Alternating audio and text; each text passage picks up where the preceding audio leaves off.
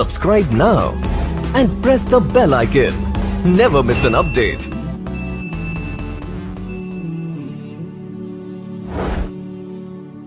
پھر اس ایمان کو تقویت پہنچانے اور اللہ سے جڑنے کے لیے نماز ہے کہ نماز پہلی امتوں کو 2 نماز ہیں، ہمیں 5. پہلی امتوں کی مسجد کوئی نہیں، ہماری مسجد. پہلی امتوں کی اذان کوئی نہیں، ہمیں اذان ملی. اور اذان اتنا بڑا عمل بنا دیا میرے نبی نے کہ آپ نے فرمایا کہ اذان دینے والا قیامت کے دن سب سے اونچے مقام پر کھڑا ہوگا. حضرت علی فرمایا کرتے تھے کاش میں اللہ کے نبی سے حسن حسین کے لیے مسجد نبوی کی اذان مانگ لیتا. یہ حضرت علی فرمایا کرتے تھے. اور جنگ قادسیہ میں مؤذن زخمی ہو گیا تو اذان دینے کے شوق میں سردار آپس میں الجھ گئے، کہتا میں دوں گا، کہتا میں دوں گا. پھر قرہ اندازی ہوئی جس کا نام نکلا اس نے اذان دی. حضرت عمر فرمایا کرتے تھے اگر میں امیر المومنین نہ ہوتا، اگر میں خلیفہ وقت نہ ہوتا تو میں مسجد نبوی کا مؤذن بننا پسند کرتا. کسی کو اذان نہیں ملی، ہمیں اذان. پہلا مؤذن بلال بنا. پہلے مؤذن اللہ نے بلال کو یہ عزت عطا فرمائی. دنیا میں یہ ہے اور آخرت میں یہ ہے کہ میرے نبی نے فرمایا کہ جب جنت میں جانے کا وقت آئے گا نا تو جنت کی میرے لیے سواری لائی جائے گی. میں اس سواری پہ بیٹھوں گا تو اس کی جو وہ رسی ہوگی نا وہ ایسے نیچے گر جائے گی، یہ نیچے گرے گی. اس رسی کے یعنی اس کی جو لگام ہوتی ہے نا وہ نیچے گرنے کا مطلب ہے یہ ایسے نیچے گر گئی. اب نیچے گرنے کا مطلب ہے کہ اس کی ڈرائیونگ میرے نبی نے نہیں کرنی. کوئی آنے والا ہے، کوئی ڈرائیور آنے والا ہے جو رسی پکڑ کے چلے گا، کوئی کوچبان آنے والا ہے جو اس کو پکڑ کے چلے گا. رسی کا گرنا ایک انڈیکیشن ہے کہ کوئی نصیب والا اب آئے گا.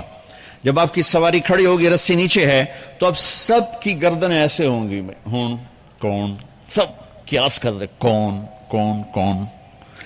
اللہ کی طرف سے اعلان ہوگا بلال کو بلایا جائے.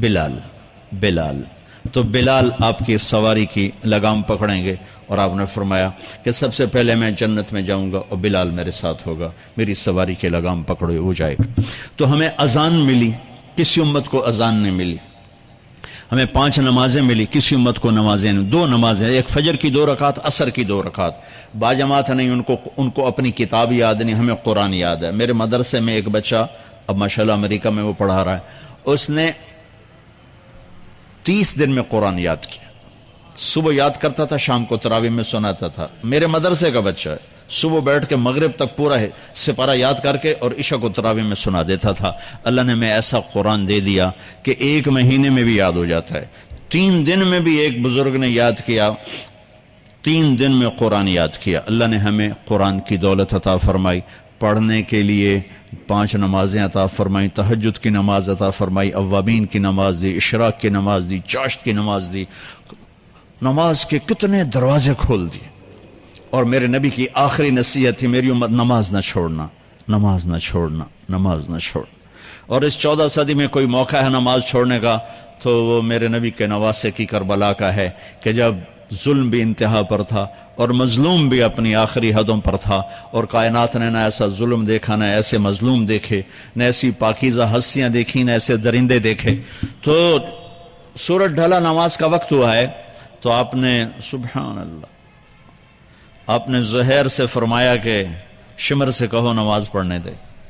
نماز پڑھنی ہے، امت کو پیغام دینا ہے کہ یہ کسی حال میں چھوڑنے کا کام نہیں ہے. تو انہوں نے آگے بڑھ کے شمر سے کہا نماز پڑھنے دو. انہوں نے کہا نہیں، نماز نہیں پڑھنے دیں گے، ہماری تلوار چلے گی. انہوں نے واپس آ کر کہا جی وہ کہہ رہے ہیں ہم جنگ نہیں روکیں گے، تلوار چلے گی.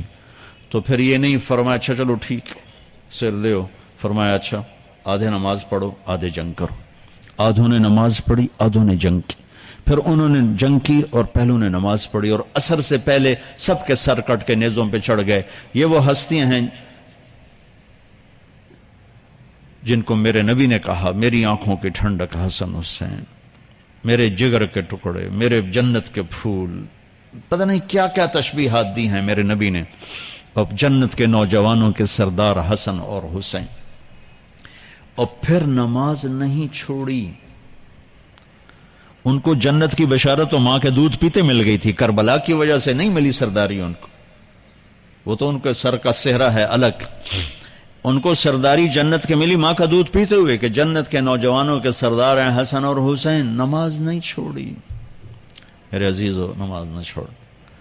اللہ کا شکر ہے، میں آپ بچوں کو دیکھ کے مجھے اپنا کالج کا دور یاد آ رہا ہے۔ ہمارے دور میں ایک نعیم الدین صاحب گورنمنٹ کالج لاہور میں تبلیغ کا کام کرتے تھے، اور وہ اکیلے ہی نماز پڑھتے تھے، کوئی نمازی نہیں ہوتا تھا، اور کسی لڑکے کی داڑھی نہیں تھی، کسی لڑکی سوا سے ایک نعیم الدین کی۔ اب ہر کالج میں جائے داڑھیوں والے بچے نظر آتے ہیں، ٹوپیوں والے بچے نظر آتے ہیں، کوئی لڑکی کے سر پہ دوپٹہ نہیں ہوتا تھا، کوئی ایجوکیشن تھی۔ اب لمز جیسی یونیورسٹی میں بھی لڑکیاں پورے برقعے میں ہوتی ہیں، حجاب میں ہوتی ہیں، نقاب میں ہوتی ہیں۔ جہاں برائی کا گراف اوپر گیا تو نیکی کا بھی اوپر گیا، جہاں برائی کا لیول اگر بڑھا ہے تو نیکی کا لیول بھی بڑا ہے۔ اتنا بڑا میری نسل کا مجمع اللہ کی بات سن رہا ہے، یہ اس دور میں کوئی تصور نہیں کر سکتا تھا۔